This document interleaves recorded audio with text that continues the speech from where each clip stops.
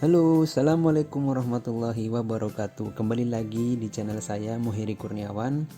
Baiklah, pada video kali ini saya akan berikan video tentang pembahasan keperawatan medikal bedah. Karena soal keperawatan medikal bedah paling banyak muncul di uji kompetensi keperawatan.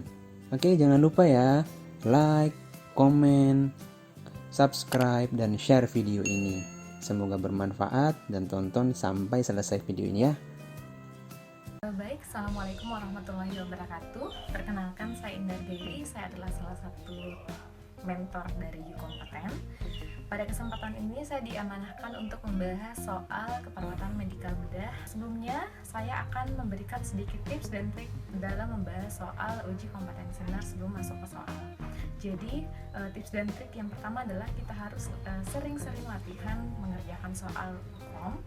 Terus yang kedua adalah perhatikan trik kata kunci yang ada pada soal maupun pada jawaban soal. Baik teman-teman, sudah siap? Jadi untuk mengefisienkan waktu dalam menjawab soal ujian kompetensi, maka hal yang pertama yang harus dilakukan adalah membaca pertanyaan jawaban sebelum masuk ke dalam kasus atau soalnya. Kita lihat pada soal yang ditanyakan adalah apakah masalah keperawatan pada kasus di atas. Kita lihat langsung melihat pada kata kunci di soal,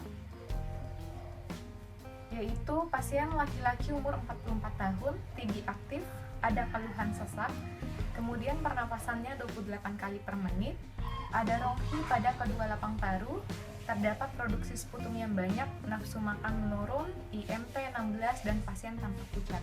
Yang ditanyakan adalah masalah keperawatan. Kita lihat option yang pertama adalah gangguan nutrisi kurang dari kebutuhan. Nah, untuk mengangkat diagnosa gangguan nutrisi kurang dari kebutuhan, di sini masih banyak data yang kurang. Jadi kita lihat tadi kata kuncinya adalah pasien ada sesak, produksi sputum yang banyak, dan ada ronghi pada paru. Nah, jadi jawaban yang benar adalah bersihan jalan nafas tidak efektif, di mana kita lihat di sini bahwa terdapat sputum yang banyak dan juga ronghi pada paru. Biasanya pada sistem pernafasan ada 3 diagnosa yang paling sering muncul, yaitu diagnosa utama yang paling sering muncul dalam ujian kompetensi, yaitu bersihan jalan nafas tidak efektif, gangguan pertukaran gas seperti pada poin nomor 3, pilihan nomor 3, kemudian pola nafas tidak efektif, dan juga yang terakhir adalah intoleransi aktivitas. Ini intoleransi aktivitas biasanya pada pasien-pasien dengan mobilitas seperti biasanya disandingkan dengan gangguan mobilitas fisik dan juga intoleransi aktivitas. Nah, kita akan membahas 3 poin penting dalam masalah keperawatan di sini pada sistem pernapasan. Yang pertama adalah bersihan jalan nafas tidak efektif. Kata kunci dari bersihan jalan nafas tidak efektif di sini kita lihat pada kasus pasti ada bahasa adanya sputum yang banyak, atau ada sputum berwarna putih atau berwarna hijau misalnya. Kemudian ada suara tambahan pernapasan, misalnya adanya suara ronghi, ada suara wheezing atau gargling. Itu biasanya disebabkan karena adanya sumbatan pada jalan nafas. Nah, selanjutnya adalah gangguan pertukaran gas. Nah, untuk gangguan pertukaran gas, kata kunci yang ada yang kita bisa ambil dalam kasus itu adalah biasanya terjadi karena adanya gangguan pada pertukaran antara karbon dioksida maupun oksigen. Biasanya terjadi kerusakan pada alveoli paru. Maka yang terlihat pada kasus adalah akan ditampakkan nilai hasil laboratorium, yaitu hasil analisis gas darah atau AGD. Akan terjadi gangguan pada gangguan pada hasil lab, misalnya PO2 maupun PCO2-nya. Selanjutnya adalah pola nafas tidak efektif. Nah, pola nafas tidak efektif ini kita lihat biasanya kata kunci dalam kasus adalah biasanya akan ada muncul pernapasan cuping hidung, kemudian penggunaan otot bantu pernapasan. Itu adalah maka kita akan mengangkat diagnosa pola nafas tidak efektif. Ya, saya kira sampai di sini sudah sangat lengkap ya. Ya teman-teman, jadi jawabannya adalah bersihan jalan nafas tidak efektif, karena kita melihat di kata kuncinya ada bunyi nafas tambahan, yaitu ronghi pada paru kiri dan kanan paru, dan juga ada produksi sputum yang banyak. Selanjutnya di sini kita lihat pertanyaan soal adalah tindakan keperawatan awal yang sesuai dengan kasus. Kita lihat kasusnya. Pasien berusia 30 tahun, keluhan sesak napas, sudah 5 hari yang lalu.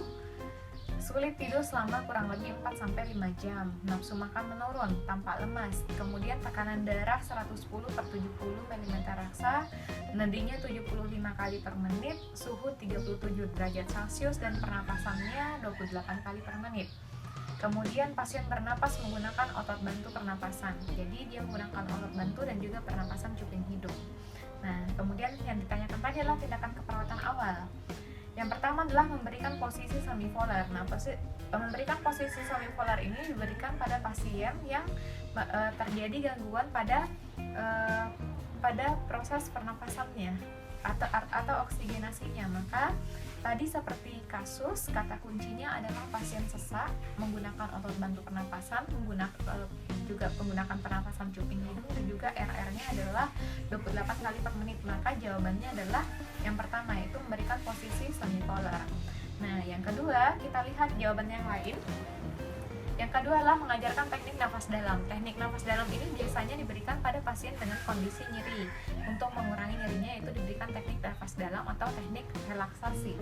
Yang ketiga adalah mengajarkan teknik batuk efektif. Batuk efektif ini diberikan pada pasien dengan diagnosa keperawatan bersihan jalan nafas tidak efektif. Misalnya karena ada sputum, maka kita mengajarkan batuk efektif untuk memudahkan keluarnya sputum.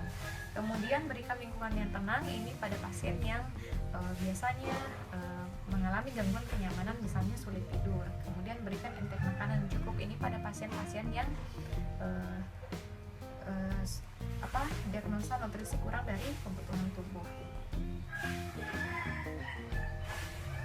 Soal berikutnya, ini kita lihat pertanyaannya. Yang ditanyakan adalah prinsip nilai moral praktik profesional yang dilakukan yang harus dipenuhi oleh perawat pada kasus. Kita lihat kasusnya. Perawat berusia 25 tahun, kemudian membantu mengubah posisi pasien yang tidak mampu mobilisasi mandiri dengan tujuan untuk mencegah terjadinya luka tekan atau luka dekubitus. Artinya di sini adalah perawat melakukan prinsip atau tindakan yang mengerjakan sesuatu dengan berbuat baik atau prinsip kebaikan.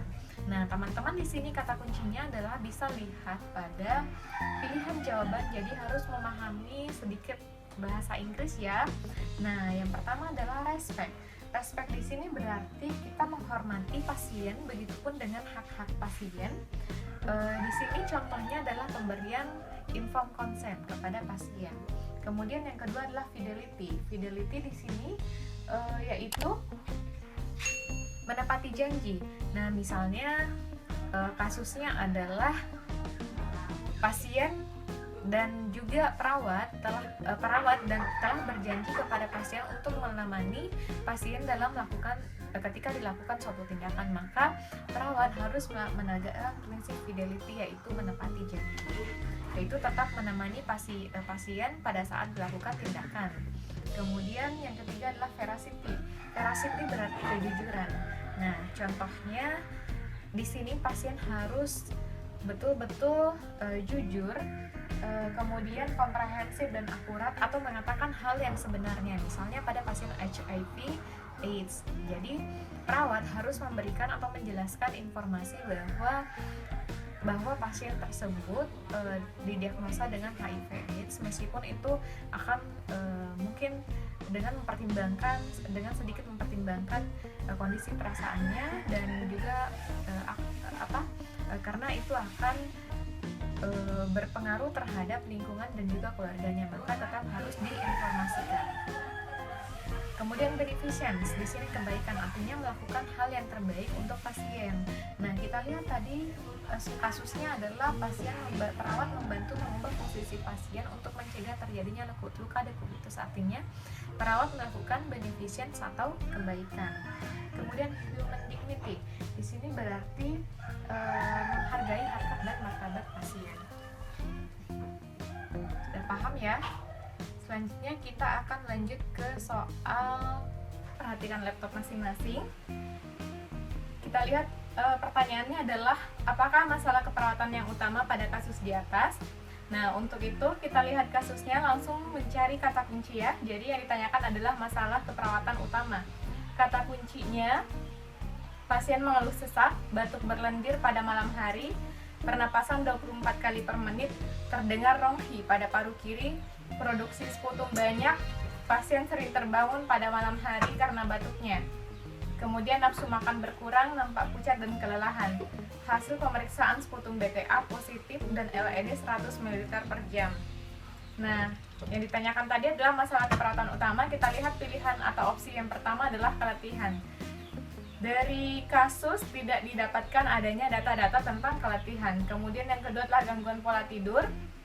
Datanya sangat kurang ya. Kemudian yang ketiga adalah gangguan pertukaran gas. Nah, untuk mengangkat diagnosa gangguan pertukaran gas, maka harus ada selain RR, jadi 3 diagnosa, yaitu gangguan pertukaran gas, pola napas tidak efektif, dan bersihan jalan napas. Itu semuanya adalah RR-nya atau pernapasannya itu meningkat di atas normal, di atas 20 kali per menit, dan pasti ada sesak. Nah, untuk membedakan ketiganya, maka pada gangguan pertukaran gas itu pasti ditampilkan nilai AGD atau hasil analisis gas darah, dan terjadi gangguan pada nilai AGD baik itu PO2 maupun PCO2-nya. Nah, nomor 4 yaitu bersihan jalan nafas tidak efektif. Di sini pada kasus kita temukan ada batuk berlendir, terdapat sputum, dan juga ada ronghi. Maka yang benar jawabannya adalah bersihan jalan nafas tidak efektif. Baik, selanjutnya sudah diperhatikan teman-teman laptopnya? Pertanyaannya, langsung ke pertanyaan ya. Apakah intervensi keperawatan yang utama pada kasus di atas? Kita lihat kasusnya, langsung mencari kata kunci. Pasien dengan keluhan jantung sering berdebar-debar. Lemas, hasil pengkajian suhu 39 derajat Celcius, diaporesis. Pasien mengalami penurunan berat badan dalam sebulan yaitu 3 kg, kemudian ditemukan T3 dan T4 meningkat. Nah, kita lihat di sini ada kata T3 dan T4 meningkat, artinya pasien mengalami gangguan tiroid, di mana pada pasien yang mengalami gangguan tiroid akan terjadi peningkatan suhu yaitu diaporesis. Di sini suhu pasien adalah 39 derajat Celcius, maka tindakan keperawatan atau intervensi keperawatan yang baik yang dilakukan adalah yang pertama adalah memberi oksigen. Nah, opsi pertama adalah memberi oksigen. Di sini tidak ada kalimat sesak atau penatalaksaan, tidak ada yang perlu diberikan penatalaksaan untuk pemberian oksigenasi. Maka opsi pertama itu adalah salah. Yang kedua adalah beri minum banyak. Beri minum banyak ini diberikan pada pasien dengan hipovolemi. Kemudian memberi diet TKTP. Diet TKTP itu tinggi kalori, tinggi protein, diberikan pada pasien dengan masalah keperawatan nutrisi kurang dari kebutuhan tubuh. Jadi jawabannya benar adalah opsi 4 yaitu melakukan kompres hangat untuk menurunkan terjadinya diaporesis. Sampai sini dipahami ya. Baik teman-teman, kita akan lanjut ke soal selanjutnya. Baik teman-teman, kita akan melihat pertanyaannya adalah bagaimanakah hasil pemeriksaan GCS pada pasien tersebut. Nah, pada pasien untuk pemeriksaan GCS saya akan memberikan clue bahwa kita hanya memperhatikan kata kunci, yaitu 3 kata kunci. Yang diperhatikan adalah A-nya. Di sini nilainya yang paling maksimal adalah 4, kemudian M atau movement nilainya adalah 6, kemudian verbal nilainya adalah 5. Jadi totalnya adalah 15. Nah, kita lihat pada soal. Kita langsung mencari kata kuncinya, yaitu A-nya yaitu membuka mata ketika dipanggil. Artinya nilai A-nya adalah 3. Maka kita cari opsi yang nilai E-nya 3, yaitu nilai opsi 1, 3, 4, dan 5. Jadi opsi 2 itu dicoret, sudah tidak masuk, sudah tidak benar. Kemudian kita lihat respon verbal, tidak jelas. Respon verbal tidak jelas, artinya nilainya V-nya 3. V3 itu ada di opsi pertama, jadi otomatis yang benar adalah opsi pertama. Kita lihat apakah benar. Motoriknya 5. Dapat melokalisasi nyeri, betul, dapat melokalisasi nyeri, artinya motoriknya nilainya 5.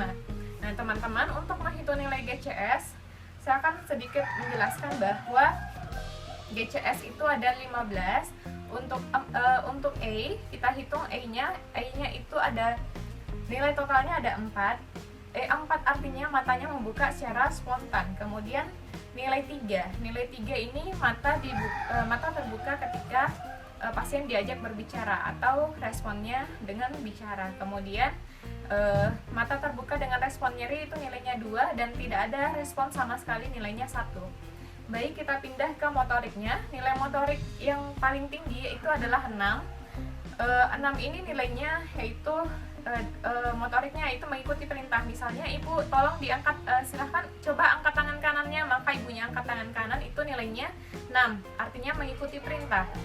Nilai 5 itu pasien melokalisasi nyeri. Jadi ketika kita misalnya memberikan nyeri pada bagian dada, maka pasien akan juga akan bergerak ke arah nyeri, yaitu melokalisasi nyeri, nilai 5. Kemudian yang keempat itu adalah menjauhi nyeri. Misalnya kita mencubit bagian tangan maka tangannya akan menjauh, itu nilainya 4 atau menjauhi nyeri. Kemudian nilai 3 itu ketika terjadi fleksi abnormal. Jadi ketika misalnya pasien diberikan rangsangan nyeri, maka pasien akan seperti ini posisinya, itu fleksi abnormal.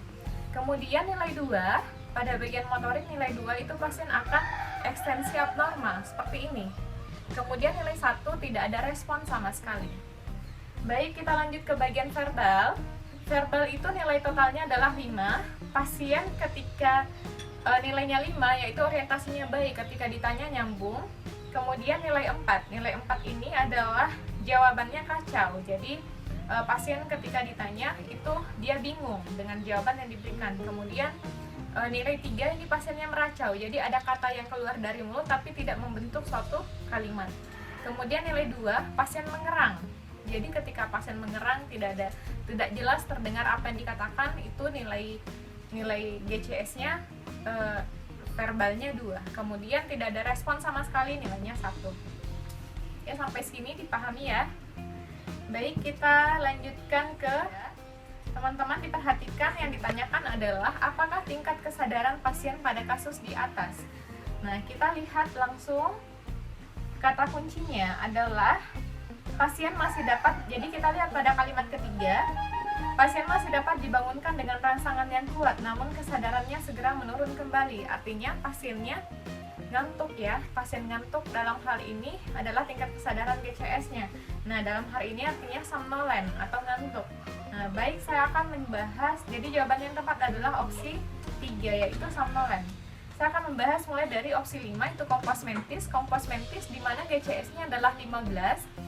Artinya pasien sadar penuh. Kemudian semikoma. Semikoma ini pasien tidak ada respon kecuali bagian pupil dan kornea, yaitu masih ada respon mata ya. Kemudian somnolen yang tadi, somnolen itu artinya pasiennya ngantuk, jadi atau acuh tak acuh. Jadi ada respon ketika diberikan respon nyeri, pasien membuka mata, kemudian tertidur lagi, biasanya meronta, kemudian gerak motoriknya itu dia menangkis atau meronta, kemudian reaksinya terhadap perintah itu agak-agak samar. Kemudian untuk stupor, di sini pasiennya mengantuk berat. Jadi ketika diberikan rasa nyeri, pasiennya terbangun, matanya terbuka, terus tertidur lagi.